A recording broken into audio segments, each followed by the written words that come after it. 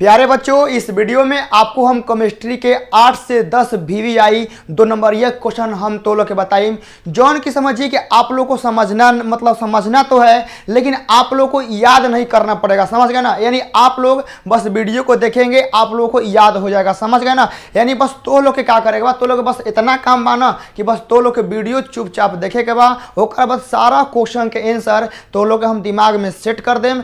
फिर ओकरा बाद तो लोग क्या कर सकल जा कि जाकर तो लोग ऐप पे पीडीएफ आराम से ले सकल जाओ, जैसे कोई दिक्कत नहीं है। अब यहाँ से आते हैं और आप लोगों के लिए बहुत ही सुंदर ही और बहुत ही प्यारा लाइन हम लिखे हैं, ध्यान से देखिएगा कि चाहे लाख करो तुम पूजा पाठ और तीर्थ करो हजार। समझ गए ना? चाहे लाख करो तुम पूजा पाठ और तीर्थ करो हजार, मगर माँ बाप को ठुकरा दिया तो सब कुछ जाएगा बेकार। और यहाँ से आप लोग अपने माता पिता का कदर हमेशा करिएगा और आप लोग हमेशा करेंगे, ठीक है ना? क्योंकि पढ़ाई का असली मीनिंग वही होता है ना कि आप अपने पेरेंट्स का आदर और सम्मान करेंगे। समझ गए ना? तो यहाँ से आप लोग के लिए 8 से 10 वीवीआई 2 नंबर यह क्वेश्चन को हम लोग डिस्कस करेंगे। समझ गए ना? और यही क्वेश्चन आपके एग्जाम में आने की संभावना बहुत से बहुत ज्यादा है। जिनको आप लोग रट्टा मारते हैं, समझ गए ना बाबू, क्या है, जिनको आप लोग रट्टा मारते हैं। और आज की इस वीडियो में आपको हम 8 से 10 प्रश्न को क्या करेंगे या कि आपके दिमाग में हम यहाँ से सेट कर देंगे। समझ गए ना? यानी आप लोग उसको नहीं भूल सकते हैं।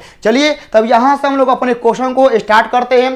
पहला क्वेश्चन क्या है मेरे भाई, ध्यान से आप लोग देखिएगा कि बोला है कि समांगी एवं विषमांगी उत्प्रेरण क्या है। देखा जाए कोनो कुछ ना होला, नामे में बस समांगी मतलब का, समांगी मतलब का होला समान, समांगी मतलब का समान, कौन चीज समान, उत्प्रेरण, उत्प्रेरण समान। यानी कहे का मतलब कि एगो ऐसा चीज जोना में सब कुछ समान बा, का बा, जोना में सब कुछ समान बा। यानी कहे के मतलब कि यहाँ मान लो कि अभिक्रिया और ओकर उत्प्रेरण के मतलब मान लो समझो कि अभिक्रिया करे वाला इहो गैस में, मान लो कि इहो गैस में जोन हमनी के उत्प्रेरक बा, जोन हम लोग का उत्प्रेरक बा इहो गैस में, ई दोनों के मिल के जौन हम लोग का प्रतिफल बनी उहो समझा कि क्या में बा, उहो समझा कि हम लोग के क्या में मिलेगा, गैस में मिलेगा।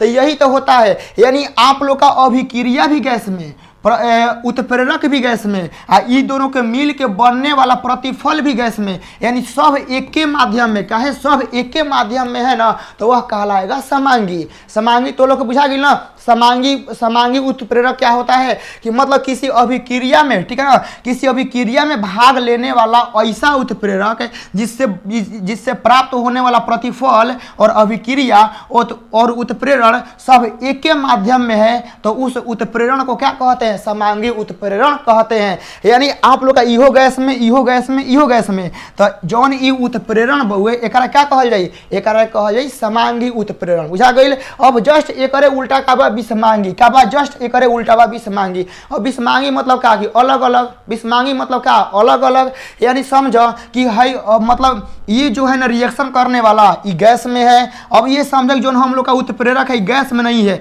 ये मान लो कि हमारी काम में बा ठोस में बा, तो गैस मिलल ठोस बनल, गैस मतलब देखिए अभिक्रिया वाला ये गैस में है, ये हम लोग का ठोस में है और मिलने वाला गैस में है। तो ये जो उत्प्रेरण होगा ना ये समांगी नहीं कहलाएगा। काहे नहीं कहलाएगा? क्योंकि ये अभिक्रिया गैस में है और मिलने वाला पदार्थ भी गैस में है, ठीक है ना, और ये हमारा ठोस में है, तो इस उत्प्रेरण को कहेंगे विषमांगी। यानी जब एकरा से मैच ना करी ना तो वह कहलाई विषमांगी, और जब सब मैच करी नो, सब मैच करी तो वो कहलाई समांगी। या तो गैस गैस गैस, ठोस ठोस ठोस, द्रव द्रव द्रव, जब ई रही नो तो वो कहलाई समांगी। और जब एकरा में गैस गैस ठोस, ठोस गैस गैस द्रव कुछ हो रही, मतलब तीनों एक समान ना रही ना, तो वो कहलाई विषमांगी। तो ई उत्प्रेरण का हो जाए विषमांगी। तो विषमांगी में और समांगी बुझा गई, समांगी में सब कुछ समान रही तो ई उत्प्रेरण का समांगी, अलग रही तो क्या कहलाई विषमांगी। क्लियर? आप लोग को बुझा गया होगा। आगे चलते हैं दूसरा का नंबर कि पोटेशियम परमैंगनेट ऑक्सीकारक है, ठीक है ना। ऑक्सीकारक क्यों है बताना है और उदाहरण भी देवे के बाद ध्यान से देखो। पोटेशियम परमैंगनेट ऑक्सीकारक, देखो ये ऐसा ऑक्सीकारक बानो कि मतलब ये अम्ल में, क्षार में, उदासीन में, इस सब में ऑक्सीकारक के काम करला। जैसे तो लोग हम भाई ना, देखो जिससे में हम टेंशन में रहम तो पढ़ाई, दुखी रहम तब वो पढ़ाइम, और हमार खुशी रही तब वो हम पढ़ाइम। तो ये मेरा क्या हो गया, ये मेरा आदत है, ठीक है ना। तो उसी प्रकार से इहो है पोटेशियम परमैंगनेट जो है मेरे भाई ना, ये अम्ल के साथ भी ऑक्सीकारक की तरह काम करता है, क्षारों में काम करता है, और कोनो उदासीन रहेगा ना तो ओकरो साथे काम करता है। मतलब ये तीनों में, ठीक है ना, मतलब जैसन, मतलब कि क्या बोलते हैं कि जैसन हालात वैसन के ही काम करता है, समझ गए ना। मतलब ये, मतलब पोटेशियम परमैंगनेट जो होता है ना, ये ऐसा पदार्थ होता है ना कि अम्ल के साथ भी ऑक्सीकारक की तरह कार्य करेगा, फिर उसके बाद क्या करेगा, क्षार के साथ भी ऑक्सीकारक की तरह कार्य करेगा, और उदासीन के साथ भी क्या करेगा, ऑक्सीकारक की तरह कार्य करेगा। मतलब कि आप कोई भी चीज ला दीजिए, ये अपना प्रभाव नहीं छोड़ने वाला है, ठीक है ना। चाहे मेरे ऊपर कितना भी खुशी आ जाए, दुख आ जाए, गम आ जाए, हम आप लोग पढ़ाना नहीं छोड़ सकते हैं, ठीक है ना। तो ये आप लोग का ऐसा चीज इसमें होता है, तो आप लोग समझ गए होंगे। आगे आते हैं तीसरा का नंबर में, देखिएगा कि राउल्ट्स लॉ की व्याख्या करें। अब राउल्ट्स लॉ क्या होता है आप लोग समझाते हैं, ध्यान समझिएगा। ये राउल्ट्स लॉ देखिए, एगो वैज्ञानिक था, क्या था, एगो वैज्ञानिक था। ये ऐसा नियम दिया ना कि बोला ना किसी बिलियन में, क्या बोला, कौन बिलियन में, अब जानबे कर रहे थे कि जो बिलियन होला वो 2 गो 3 गो 4 गो पदार्थ से मिलके बनेला, बुझा गया ना, ऐसे होला। तो ये बोला गया ना, राउल्ट्स लॉ बोले कि किसी बिलियन में, और बिलियन में जो पदार्थ होगा ना वह वाष्पशील होना चाहिए। ई ना कि बिलियन में हम एगो ऐसा पदार्थ डाल देनी कि ऊपर वाष्प नहीं के हो, तो ऐसा ना, बिलियन ऐसा चाहिए जो ना कि वाष्पशील होके के चाहिए, मतलब ओकर भेपर बने के चाहिए, बुझा गया ना, भेपर बने के चाहिए, मतलब ओकर वाष्प से बन के वो उड़े के चाहिए। तो वैसे ही एक कि राउल्ट्स लॉ बोले ना कि किसी बिलियन का, वह बिलियन कैसा होना चाहिए, वाष्पशील होना चाहिए। तो उस बिलियन में जो अवयव होते हैं, ठीक है ना, उस बिलियन में जो अवयव होते हैं तो उनके जो आंशिक दाब होंगे, क्या होंगे, उनके आंशिक दाब जो होते हैं ना मेरे भाई, वह उनके मूल प्रभाज के समानुपाती होते हैं। क्या होते हैं, वह उनके मूल प्रभाज के समानुपाती होते हैं। बस यही आप लोग का क्या है, राउल्ट्स का नियम है, समझ गए ना। राउल्ट्स का नियम क्या होता है कि किसी बिलियन में घुले हुए अणुओं का जो आंशिक दाब होता है ना, वह उनके मूल प्रभाज के समानुपाती होता है। यही राउल्ट्स लॉ होता है। बताइए कितना आसान है, कितना आसान कि नहीं है। हाँ, आप लोग मेरे साथ बोलिए 3-4 बार, आप लोग को याद हो जाएगा।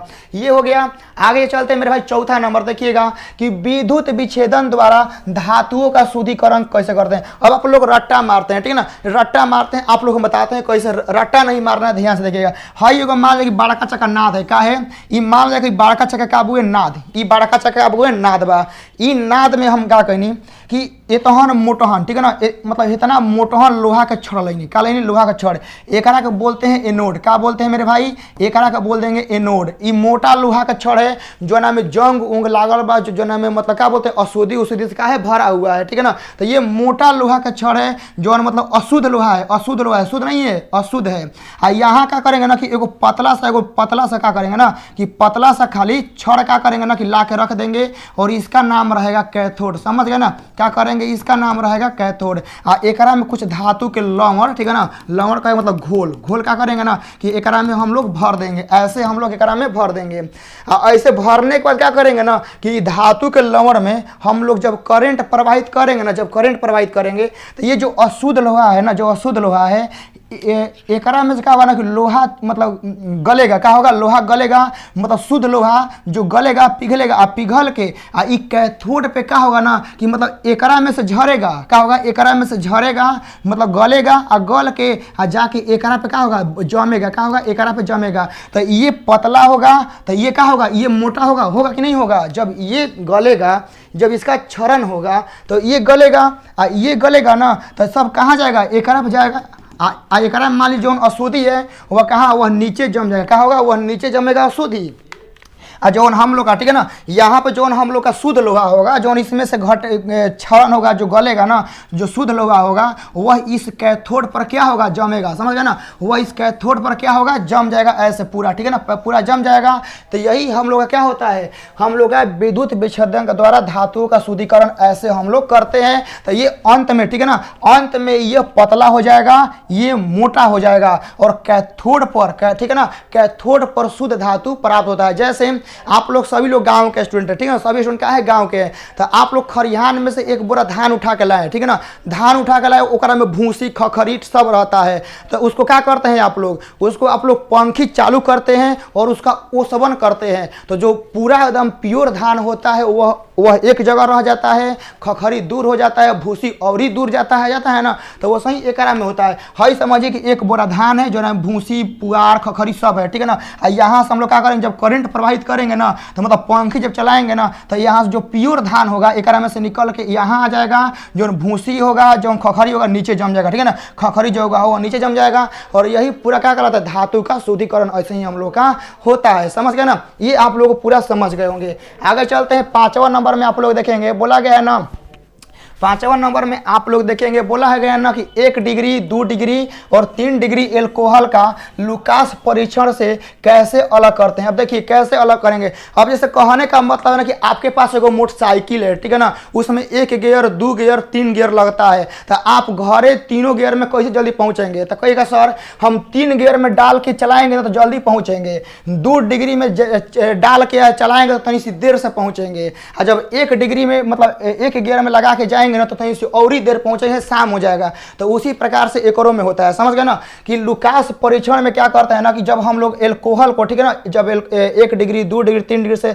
हम लोग जांचेंगे ना तो ये क्या होगा ना कि जब 3 डिग्री से करेंगे ना, 3 डिग्री से, तो ये तुरंत क्या करेगा ना कि तुरंत टर्टरिक दे देगा, क्या करता है टर्टीबिटिक दे देगा, समझ गए ना। ये 3 डिग्री पे जल्दी देगा, 2 डिग्री पे हल्का सा देरी करेगा, ठीक है ना, 2 डिग्री पे क्या करेगा ना कि हल्का सा देरी करेगा, 1 डिग्री पे तनी सी और ही देरी करेगा। तो आप लोग समझ में आ गया ना, ये गाड़ी वाला खेल है। इसमें क्या है, गाड़ी वाला, यानी 3 गियर में डाल के चलाएंगे तो जल्दी पहुंचेंगे, 2 गियर में तनी और मतलब क्या बोलते हैं देर से पहुंचेंगे, 1 डिग्री में और ही देर से पहुंचेंगे, समझ गए ना। तो उसी प्रकार एक और में होता है, 3 डिग्री में जल्दी दे देगा, ठीक है ना, 3 डिग्री में जल्दी दे देगा, 2 डिग्री में तो टाइम लेगा और 1 डिग्री में और ही टाइम लेगा, लेकिन घरे पहुंचेगा, ठीक है ना, लेकिन घरे पहुंचेगा। तो ये आप लोग समझ गए, इसका पूरा आंसर पीडीएफ में मिल जाएगा, ठीक है ना। ये पूरा आप लोग का सेट 1 का पीडीएफ याद रखना, ठीक है ना, ये पूरा सेट 1 का क्वेश्चन है, इसमें आप लोग को पूरा आंसर, ठीक है ना, इसमें पूरा आप लोग का आंसर हिंदी और इंग्लिश दोनों में लिख के हम दे दिए गए हैं।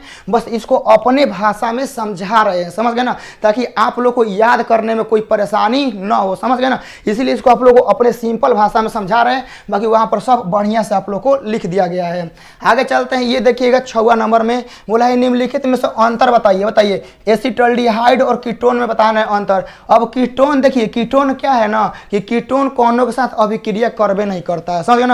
कीटोन क्या होता है, कौनों के साथ अभिक्रिया करबे नहीं करता है। अब देखिए एसिटाल्डिहाइड, ठीक है ना, एसिटाल्डिहाइड जो होता है मेरे भाई ना, एसिटाल्डिहाइड यह समझिए कि यह, ठीक है ना, यह सांद्र से अभिक्रिया करके यह एसिटल बनाता है। क्या बनाता है, यह एसिटल बनाता है, यह एसिटल बनेबे नहीं करता है, समझ गए ना। मतलब ये समझिए ना कि यह कौनों में अभिक्रिया कर सकता है, मतलब ये ऐसा है ना, यह कौनों के साथ अभिक्रिया कर सकता है, और ये कीटोन जो है ना ये कौनों सांद्र के साथ अभिक्रिया करबे नहीं करता है, ठीक है ना। पता नहीं क्या है, करबे नहीं करता है बेचारा, ठीक है ना, पता नहीं बेचारा का गम ज्यादा है, ठीक है ना, गम में डूबल है। अब आते हैं दोनों फिनॉल में और एल्कोहल में। देखिए तो फिनॉल और एल्कोहल, फिनॉल जो है ना मेरे भाई तो सांद्र HCl के साथ क्या होता है ना, सॉरी सांद्र HCl नहीं, FeCl2 के साथ अभिक्रिया करके यह बैगनी रंग देता है, समझ गए ना। फिनॉल क्या होता है ना कि फिनॉल सांद्र के साथ अभिक्रिया करके यह बैगनी रंग देता है, इस सूत्र देवे नहीं करता है। एल्कोहल क्या होता है, देवे नहीं करता है। तो फिनॉल समझिए कि देता है, ये नहीं देता है, समझ गया ना। फिर ओकरा बाद कहा दे फिनॉल हम लोग का अम्लीय होता है। क्या होता है, फिनॉल अम्लीय होता है, ये उदासीन होता है। बस दो गो अंतर आप लोग को लिख देना है। आगे चलते हैं, देखिएगा 7वां नंबर में कि प्रथम कोटि की अभिक्रिया का विशिष्ट अभिक्रिया का वेग स्थिरांक कितना दिया गया है, तो इसका औसत आयु एवं अर्ध आयु ज्ञात करना है, समझ गए ना। तो इसका औसत आयु और अर्ध आयु निकालना है। अर्ध आयु का फॉर्मूला आप लोग जानबे करते हैं कि T½ बराबर 0.693 बटा में K होता है। आपको K का मान यहाँ पर दिया गया है, ठीक है ना, ये आपका K का मान दिया है। जब डिवाइड करिएगा तो देख लीजिए कितना आएगा, 0.693 बटा में K का मान कितना दिया है बाबू, 2.3 गुना 10 के पावर माइनस का 3 दिया है। तो क्या करिए ना कि 10 के पावर माइनस 3 को यहाँ से हटाइए, ऊपर लेके आ जाइए ना। यहाँ दशमलव उड़ेगा तो नीचे कै गो जीरो, 3 गो जीरो, ये उड़ेगा तो कितना हो जाएगा, ये ऊपर तो एगो हो जाएगा, ये एगो से एगो कटेगा ना, 2 पॉइंट, ठीक है ना 2.3 दिया ना।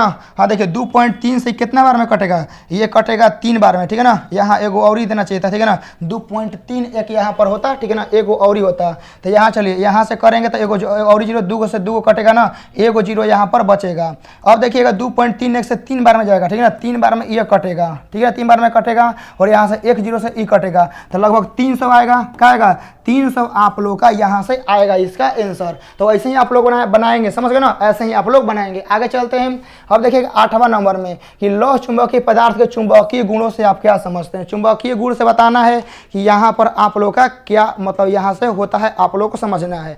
तो ध्यान से देखिएगा कि अनुचुंबकीय, देखिए चुंबकीय गुण क्या होता है ना, चुंबकीय गुण होता है इलेक्ट्रॉन के स्पिन गति के कारण, समझ गया ना। ये क्या करता है कि चुंबकीय गुण पूछेगा ना कोई, चुंबकीय गुण कैसे होता है तो बताइएगा ना कि चुंबकीय गुण तब होता है ना जब किसी भी वस्तु में जो इलेक्ट्रॉन होता है वह चुंबकीय आघूर्ण का निर्माण करता है और वह चुंबक वो गति करता है, ऐसे घूमता है ना, तब हम लोग का चुंबक का निर्माण होता है।